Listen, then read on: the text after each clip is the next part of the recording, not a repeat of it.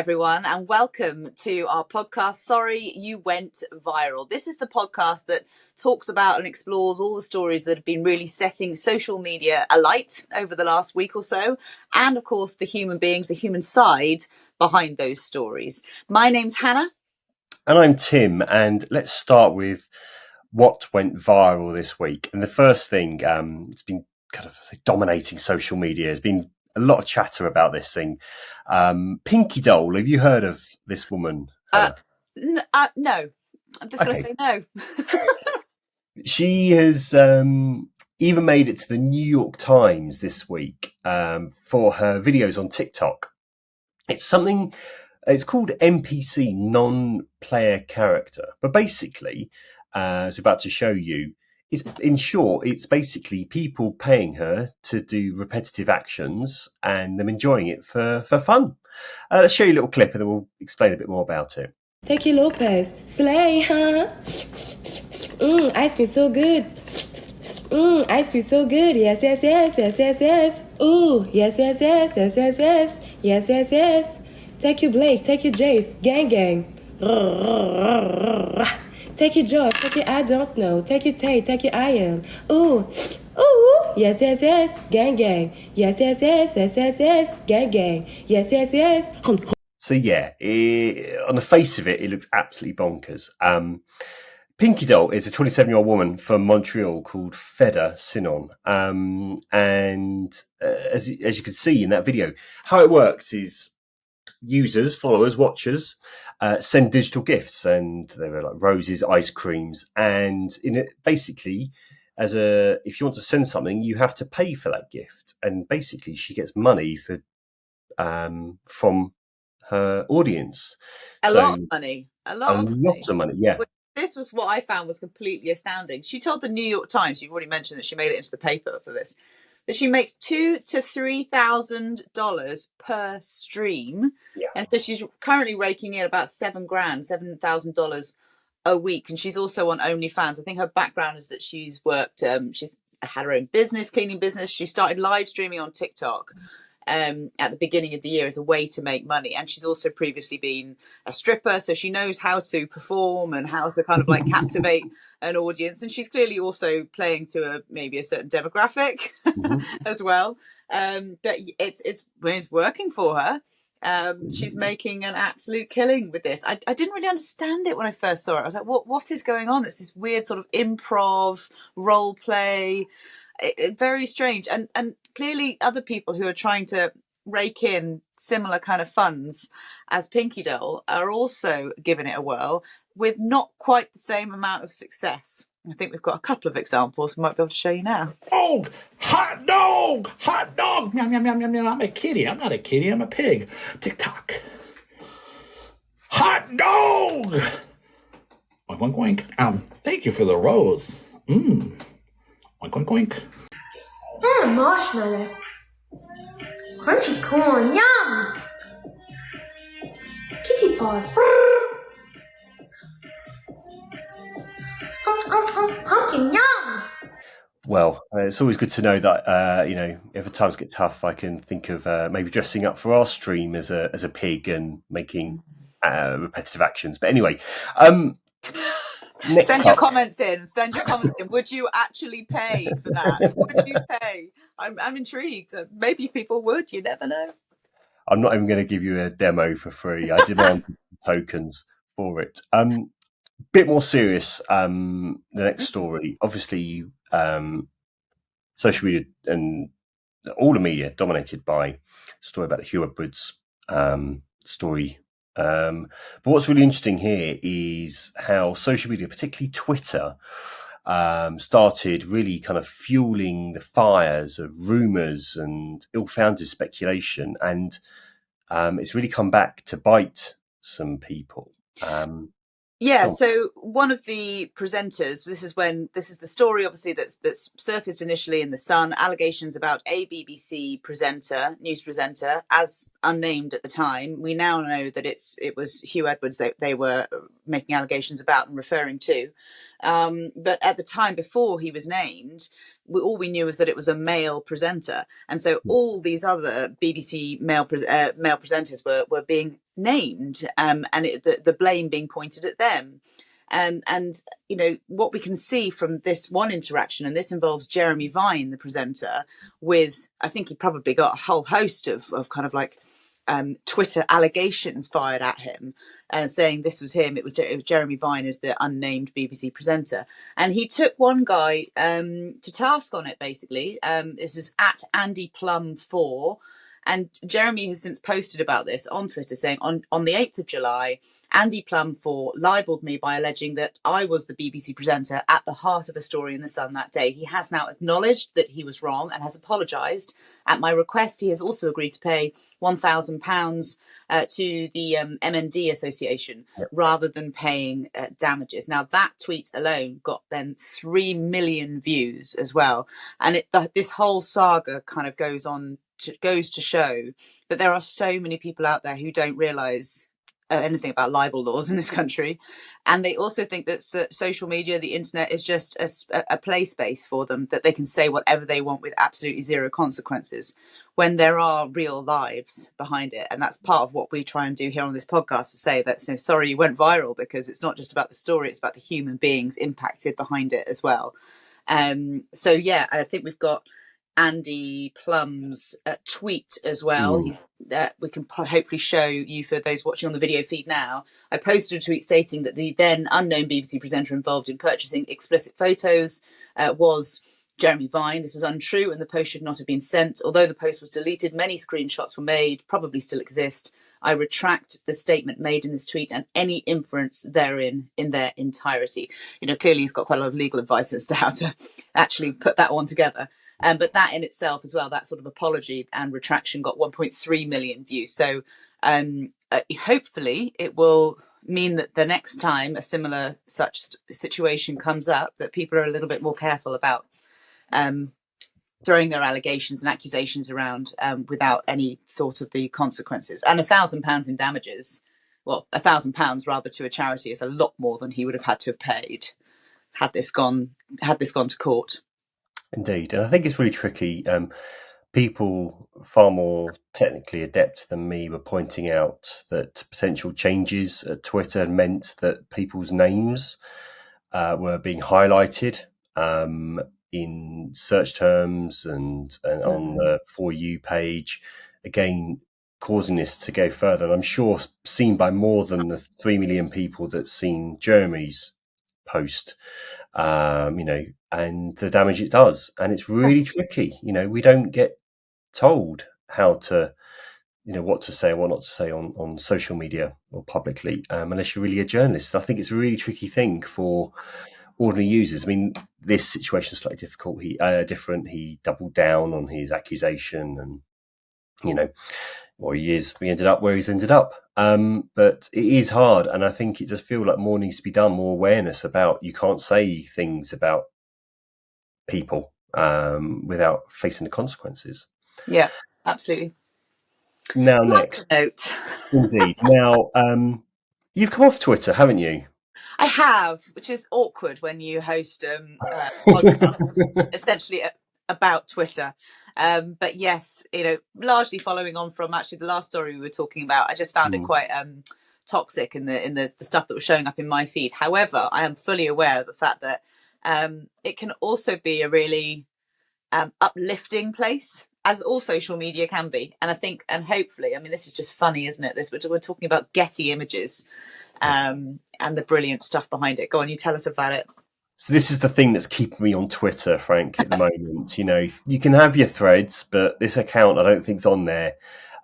This is brilliant. This is called Great British Getty Images, though its handle is called Shit British Pics. So I think slightly changed its brand, should we say. And it's brilliant. It's an anonymous individual who is mining the huge archive of Getty Images, who are just a photographic agency, that have amazing, mainly tabloid photos over the last 30 years plus. And what's been so effective of this, I'm sure there's a lot of work's been going on behind the scenes, is trying to find the funniest, most awkward and shareable images in that archive and posting them up, still with a watermark and a link to the original. So again, doing it the proper way. Above board. But it's the inconsequential nature of some of these pictures as well, that someone's taken the time at some point, like whether it's in the 90s or the early noughties or whatever, to take this picture or to take these pictures. So yeah, what's the first one we're going to show? The first one I'm going to show you, which got about, it's gone viral a bit for it. It's one of the first pictures of from this account is waxwork of Saddam Hussein with a cheeky girl next to him, posing slightly provocatively as the cheeky girls used to do. Yeah, it's the randomness. That's what I love. It's the complete randomness, and you go from that to then. You remember Major Charles Ingram from the millionaire coughing scandal? Yeah, I mean, I had forgotten this story, but I'm delighted that it's back on my radar again. But yeah, so he was basically a former British Army general or major who went on Who Wants to Be a Millionaire, was a contestant, won the jackpot, £1 million, and then it was all found out that he'd cheated. Basically, there was some sort of coughing tactic to sort of give him the clues on the answers, and he was then sort of, I think, disbanded from the army as well. So yes, but at the time, clearly having a wonderful time when this particular photo was taken, attending Jennifer Ellison. Is she a soap star or something like that? Yeah, she was in Brookside and a tabloid favourite for a while, but for some reason attending birthday. 21st birthday. It's just what I love. It's so random. And last photo is Nell McAndrew, the model, with Bubble from Big Brother at a film premiere. It's just brilliant. But what's really interesting, the one photo I think that's done the best for them is not a celebrity one. It was one of two women getting food from a 24-hour Tesco after a night out. This is like 2008 or something when it started to do 24 hours. And as we're showing you now in the video feed, it's just mundane but brilliant, and I love it. These are just two random women. Yeah. But I love it. That's the photo that's gone viral, the best performing one. It's not the random celebrities, it's that one. I think it's got to be the relatable one. No one can relate to Nell McAndrew and Bubble, but I mean, everyone can relate to kind of being absolutely hammered in the Tesco aisles at whatever time in the morning. Next, this is a lovely story. Now, often on social media, we tend to see images now of soldiers at Horse Guards Parade in London, maybe shouting at a tourist to, stop touching the horse or get out of the way, or marching past, and, sometimes get a bit of a bad rap. And this story is lovely. This video, as you can see, if you're watching on the video version, is of a man with a family friend called Ibrahim. So the man's called Mike Van Erp, and they want to take a photo with one of the troopers from the Blues and Royals. Ibrahim has Down syndrome and was a bit nervous of going near the soldier. And what's lovely is you can see here is how the soldier just slowly shuffles towards the pair of them. And it was captured on video, and it's lovely. And it's gone crazy numbers, 22 million views of this video version alone. Others have got 5-6 million on their own. It's just gone crazy. And what I love is just, showing humanity, really. Yeah. One of the captains at Sandhurst said, "The young trooper exemplifies all that's good in the British Army. He showed the humanity we should all aspire to," and that's lovely. Yeah, because as everyone will have seen on the video, if you're watching that way, then it's just a little small step to the side. There's no conversation involved or anything like that, but it's the trooper involved clearly just knew that this was a big moment for the young chap, and it would be the nice thing to do, the right thing to do, simple step to the side, and suddenly he's in the photo. And they've obviously kind of gone on to sort of talk about that a lot in the press. And what a lovely kind of like show of, you know, British stiff upper lip, sure, but also we know how to kind of do the right thing when push comes to shove. It's interesting. The soldier, I don't think, has been named or identified. Maybe something going on behind that, but I think it's lovely, and he deserves a lot of praise for that touch of humanity. Yeah, for sure. Lastly, yeah, go on then. Yeah, this is so lovely. I love this. I love this. I wish my nan was still with me, like I'm sure, you know, with yours. And this is kind of this account encapsulates everything that we love about our nans, but in a area of social media. These two are Em and Anne I think is the nan, and basically Em is just showing her relationship with her nan, doing ordinary things. Like we can just show you a little clip now. Are you having 3 cakes? I am. I'm hungry now. I can't eat when it's hot. And it is a bit cooler now. Mind you, I'm having no butter on it. Trying to make up for it. And there's a packet in there, and a half a packet now. I know I want eating, but it won't last forever. And I cannot eat things dry. I mean, they've got the sweetest relationship, and you can tell that, you know, Em is not taking the mick out of her nan at all. She's just having loads of fun with her and clearly enjoying spending time with her, which is lovely. And some reason, I guess everyone just thinks it's heartwarming and nice to watch in a world where things are pretty horrible at times. And so, yeah, this TikTok account has got 200,000 followers. Wow. Which is wonderful, really. And who knows, maybe Anne has no idea she's even being filmed. No, she does. She's all part of it. There was a video I saw. Sadly, I think something's been happening, but they're back filming stuff now. And she fully is aware. She loves being part of it, but it's that relationship, and that she plays up to it. I'm sure it's brilliant. I love it, and it's just those kind of almost a timeline cleanser. Yeah, it's that intergenerational kind of relationships, I think, are really just always seem to do well, because they just remind us of how wonderful our families are, basically. And just because someone's old doesn't mean you can't relate, and just because someone's young doesn't mean that you're too big for your boots and you can't sort of go and play and be silly. So lovely to see these two having a good time together. Well, we've got to that point of the podcast where we talk about what it's like to go viral. And as you can see, we've got a guest with us. Sarah-Jayne is joining us. And Sarah-Jayne went on a date on Friday night. And it was a bad date, to be fair. And we're going to go into the details of exactly what happened. Hopefully not all the details. Might be too much. But essentially, Sarah-Jayne got home from this date and tweeted, well, I've just come home from, I think, the worst date. I think he'd agree, to be fair. Not a great show at all. Insulting my home, my job, and challenging me to ignore a text from my son. 4 toilet breaks and a smoke break all within the hour. Now... You're going to have to explain some of that to us. But 2 million views that tweet got. And as you can see, Sarah-Jayne is joining us now. So first of all, what should we go into first, actually? 2 million views. Are you completely kind of like blown away by the response to this? I am. I have to say, like, it's quite heartwarming for me, because I kind of am only dipping my toe back into the dating world, and it's very different from the last time. So this was I think it was my 3rd online date. The other 2 were grand. Grand as in, like, you know, nice lads, you know, good friends or whatever, but nothing there. But this guy was just, yeah. And I was like, I was despairing, to be perfectly honest. Is this what's out there for me? So it was quite nice to kind of get a little bit of kickback, but I didn't in a million years think that 2 million people would kind of be reading about it. And I just hope that my son hasn't seen it yet.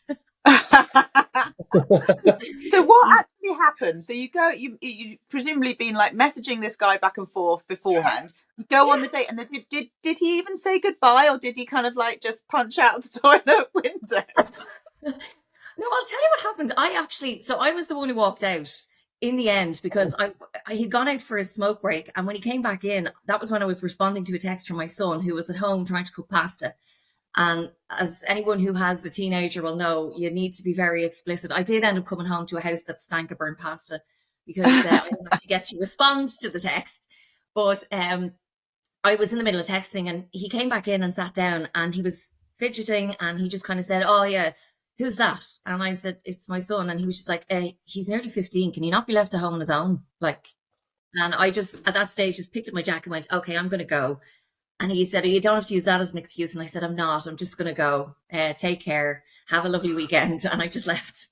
But I was reeling when I got into the car. I was a little bit like, wow, because I've been texting him for 2 weeks, all on the app, and he was very sarcastic, and he was a bit of fun and stuff like that. And I kind of thought, yeah, he's got a great personality, but he just obviously, I don't know whether it was nerves or whatever took over him. His personality was completely different. And what you got quite a bit, like obviously millions of people saw your tweet about it, but Yeah. Talk us through the response, like some of the responses that you got, because I guess there's always going to be some people who are just like, oh, or whatever. Oh yeah, they taking it as an affront to mankind, and that this was slagging off every man on the planet and accusing me of, oh yeah, that's hardly the truth. No one would make her ignore her son. And I was like, why would I bother? Like, it's the story is like, I was kind of putting it out there because I'd actually gone into my girls' WhatsApp group. And I've sent a couple of voice notes, and they all thought this was hysterical. Like, because only you will go on a date with someone. Because I was real, like, I have a hair washing schedule, and it bothers me having to wash my hair every day. But I wash my hair so that I look nice to go out in this date. I bought a new lipstick for this date, and they were all just like, "Do you know what? It would only happen to you." That's why I was putting it out there. It's like, you know what? This didn't just happen to me. I need a little bit of. So, but some of the responses, I mean, there was one guy, like, I don't know how PG this is, but there was one guy who said his worst first date was when he went to the toilet, he came back out, and the guy was sitting on the couch in a full-on gimp suit. No. So as bad as my date was, then when I read that, I was like, and then this poor chap was like, I had to climb out the toilet window to get out of the apartment. And I kind of thought, well, at least I was able to just pick up my coat and walk out. But then there were girls kind of saying, oh, this guy told me that I was dressed wrong, and that my earrings were distracting, and another one, the usual that you'd expect, people turning up drunk, and But and then of course there were a few guys saying that similar happened with girls that they were going out on a first date with and stuff like that. Lipstick on the teeth, smelly breath, overpowering perfume, making you want to gag. Was it mostly all kind of like funny anecdotes, other people telling their kind of stories, or trying to sort of like say that their experience is far worse or something? Oh God! Was there anything kind of like more kind of like sort of emotional or something like that, as in like people sort of talking to you about dating in general, about kind of like hang in there, that kind of thing? Yeah, of course. Like, if you do have the mom squad who were there kind of going, "Oh, we got you," you know what, like his loss. And yeah, of course there were a few kind of people sliding into the DMs, chancing their arm. But I think I've been put off meeting people online for a little while anyway. But like, it was really nice. As much as I was kind of laughing about their experiences, it was really nice to kind of feel that, people have your back, even complete and utter strangers have your back and stuff like that. And I think it's not the first time. I think I mentioned I did go viral before at the start of lockdown with my son playing football in the garden. And it was just when everyone was having an absolute meltdown and being stuck in the house and stuff like that. And at the same time, like, I know we were talking about how Twitter can be a bit of a cesspit sometimes. People can actually be dead sound as well and make you feel really good about things. And I definitely came away with a smile more than anything else. I'm just dreading it now because I work as a journalist and I'm full sure my boss is going to ask me to write about it, and I really don't want to. You got the scoop clearly, but I think it's, I mean, I guess it's different for your son now, obviously going viral for himself and now with his mum. But I think it was lovely. As you said, it's just Twitter, particularly of late, people have got very down on it. But I think, as I said, this just jumped out to me, and I love just seeing people sharing the kind of, as you said, you've got your mum's chat, people share that. But then your friends chat, sorry. But everyone just kind of jumping in with their thoughts, and it reminded me of kind of what Twitter used to be like as well for a lot. Oh, that's exactly what I thought as well, because I've kind of avoided it like the plague for the last few months, particularly since it was bought out, because I was just getting ads, and then I wasn't seeing my friends' tweets. I don't know what way the algorithm works now, but people that I would have been kind of conversing with, and I would have used Twitter quite a bit. So it did kind of restore a little bit of faith in the fact that there is the same people are still there, and the same crack is still on there if you want. Well, Sarah-Jayne, you're making me think I need to reinstate my account now, because I came off it for the same reasons, all the things that you were just talking about. But it's lovely to know that there's some like good humor going on there as well. Well, This listen, wasn't if you just want to you laugh, going read the viral, thread. though. Pardon me? This isn't just you. So I was just going to say, this wasn't just you going viral. Obviously, this is going to be about. I mean, you're not naming him or anything like that, and we definitely don't want you to do that here. But the reality of it is, and I couldn't name him if I tried, because I only knew his first name, and we didn't swap phone numbers. We kept it all on the app. So when I was able to block him, it was fine. And I'm presuming that he hasn't been in touch since to say, I can't believe you told the world. No, I don't even know if he's seen it. I don't even know if he's seen it. And, like, to be fair to him, I obviously wasn't his cup of tea either, because no one would like walk away from you 4 times in an hour. And I mean, the things I was telling him about my life, as I said, like my job, he was like, oh, so you're the type that writes the gutter press I try and avoid. And I was like, okay. And then when I told him whereabouts I live, whereabouts I'm from and whereabouts I live, he was like, why did you move from there to there? Because that's a back step. That's an awful kip. And I was like, what a charmer. I was like, okay, that's not cool. But yeah, it was the straw that broke the camel's back was when he was telling me to put my phone down when my child was burning down the house. Yeah. He might want to update his profile as well, so sort of pre-warn others that this is what they might get. Oh, and the other thing was his profile said he was a non-smoker, so that kind of took me by surprise. And he wasn't as tall as he said he was, and I walked past him when I saw him. I actually walked straight past him, and he was like, "Hello," and I was like, "Oh, hi, you." Didn't recognize you, but I was up for the chat, see what he was like, and yeah, he obviously. And you're not put off from like online dating. I know. I like, to be honest with you now, I don't think there's much opportunity to meet people in any other way. I don't know if it's because people have become conditioned by COVID restrictions and stuff like that they don't kind of go out and mingle as much as they used to. I know here in Ireland as well, like nightclubs are virtually gone. Like 90% of nightclubs around Dublin are gone. So, if you're going out to a bar, you're more likely to stick with your friends groups. Whereas I used to find that if you're in a club, you kind of move around and get to chatting to new people and stuff like that. It's not kind of the same. So yeah, and it's nice to have a little bit of a captive audience. Yeah, absolutely. Well, thanks so much for sharing your story, Sarah-Jayne. And as I said, I hope we both hope for you to have better luck in the future. Yes, on the dating. And keep the posts coming, keep the tweets coming. Not that I'll see them, but I'll let you know. I'll let you know when I meet my Prince Charming. And finally, time for our timeline cleanser. And this is just brilliant. I love this account. Stumbled on this account on TikTok earlier last week. This is of a hamster called Crumb Bum. Brilliant name. Good name. And it's run by, obviously, by its owner. Just to clarify, the account uses Blackgates 2020 on TikTok if you want to find her.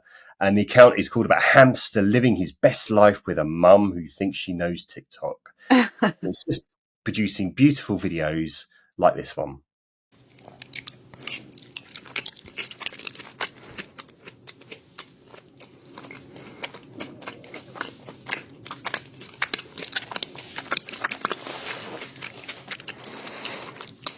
Well, I mean, I'm still just coming to terms with the fact that you had to clarify that it was not the hamster who was posting this particular video. Hamsters are very clever nowadays. It's amazing. It wouldn't surprise me. well, evidently, Crumb Bum is very adept at human skills.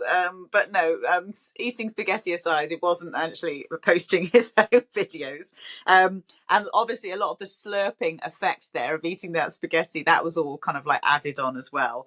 I didn't realise that. I only saw it at the bottom. I was like, wow, it's amazing.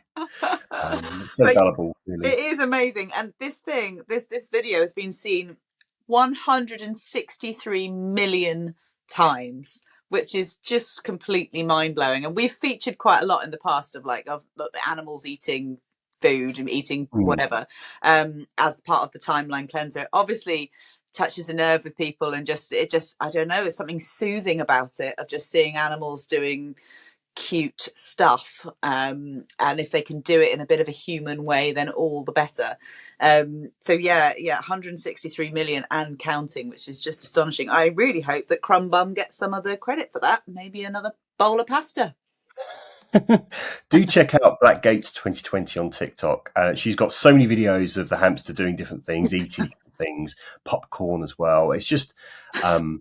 It's a great way to get away from the sometimes the nastiness of social media and just enjoy the fun of it. That's it for this week. Thanks very much to Sarah-Jayne for joining us. And thank you, Hannah, for your time on today. We'll be back next week. Again, if you want to catch up with the highlights and share some of the highlights of the show on all social platforms on So You Went Viral, and we'll speak to you next week. Bye, everyone.